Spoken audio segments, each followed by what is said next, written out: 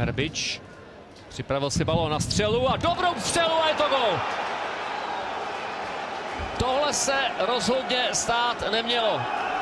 Verbič, který upřímně řečeno zatím moc vidět nebyl, nic moc neukázal během dosavadních 50 minut, si z levé strany navedl míč na pravou nohu a trefil parádně. Velká smůla, tady byli na pravé straně dva, Verbič nakonec zatáhl balón do prostředka, z docela velké vzdálenosti střílel, ale trefil ideálně. Předtím, než do něj Verbičova noha praštila.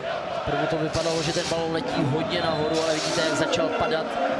Ta trajektorie je nevyzpytatelná, bohužel zapadl přímo do. To je samozřejmě situace. Kampen sparkes i gang af Unibet.